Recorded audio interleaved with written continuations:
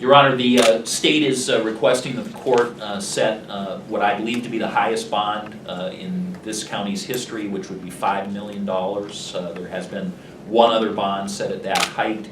I believe that $5 million bond, that unprecedented bond, other than the one other situation, is appropriate because Mr. Obregon presents himself in court today as, from the state's perspective, the most wanted fugitive in this county's history. The court is aware that this set of allegations in the complaint describes the events from September 21st till October 13th. I believe that's 22 days, where literally the entirety of southeastern Wisconsin was chilled, specifically in terms of the lifestyle and the way people felt they could behave around their own homes in this part of the state. It literally changed the habits of virtually everyone residing in southeastern Wisconsin. I have yet to come across someone who hasn't discussed this Obregon case by telling me the way they specifically changed their life and behavior during those 22 days. And from the state's perspective, that is the most significant thing that, in terms of impact, that this case has had on the community as a whole. This is an individual, Your Honor, who in that 22 days fled from law enforcement deliberately 5 times. He began that on September 21st when the allegation is on top of a stolen motorcycle. He used the phrase directly facing a law enforcement officer, "Catch me if you can," and then fled from that officer, and that officer was not able to catch him on September 21st. Then on October 2nd, October 4th, and October 6th, while more law enforcement resources than have ever been used in a manhunt in the history of this county were being utilized, the defendant fled all 3 of those additional occasions in stolen vehicles from Kenosha law enforcement, fleeing into rural fields and hiding essentially on the property and near the residences of other individuals who reside in this community. And on each of those occasions, stolen vehicles are eventually found which match the fleeing conduct that the defendant himself admits in the interviews to law enforcement. Finally caught on the 5th fleeing occasion on October 13th, and it's important to talk to the court about what finally stopped this manhunt, what finally stopped the crime spree that spread this kind of fear throughout this community and the communities nearby. This defendant, Your Honor, was literally not stopped until he was shot by law enforcement and directly apprehended and brought down by a Zion police dog. Even after his car had been disabled, he fled again for more than a mile in rural fields, and only because of those extraordinary law enforcement measures was he finally caught. Those measures had not been utilized previously in this same fashion. As the court, I think, is aware, the satellite technology was used to disable this particular vehicle.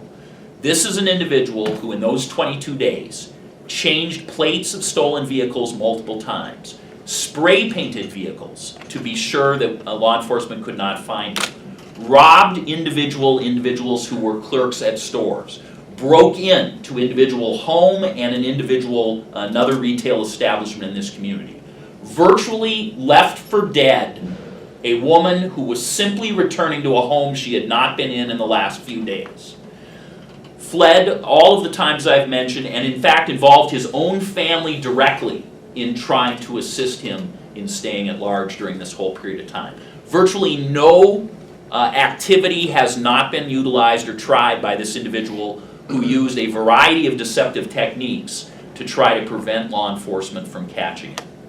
His prior record is significant. He has 3 prior felony convictions as an adult. He was convicted in Walworth County of theft, was originally placed on probation in that case, was revoked on that felony probation in June of 2012, and was placed in the prison system. Was released from the prison system in the fall of 2013 and was on extended supervision.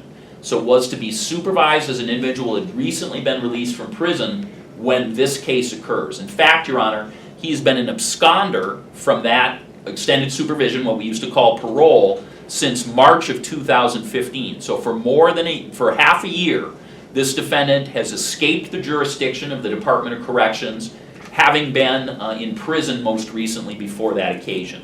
He has not yet started his felony probations, which are consecutive on a Racine theft felony conviction, as well as a receiving stolen property felony conviction in Racine. So he has those multiple felonies. They are all property crimes. From the state's perspective, it is of interest that none of those, even though he's a lifelong resident of Kenosha County, none of these prior crimes have occurred in Kenosha County. He does have a juvenile adjudication for burglary in '99 that was a Kenosha County case. So this is an individual who, for half a year before this crime spree, had essentially been an absconder from extended supervision and would have been returned to prison at any point he was found during that period of time. The court's aware that the other file that was in warrant status, 15 CF 575, is an additional fleeing case. That is the case that begins the warrant for his arrest, that is his absconder status since March of 2015. The court has reviewed this complaint. You see that the maximum penalties in this set of charges that are presented today is life plus 439 years. And I would suggest to the court, with the strength of the case and with the seriousness of these allegations and the dramatic and traumatic impact this has had on this community, that the chances Mr. Obregon will spend another day out of custody in his life are very slim.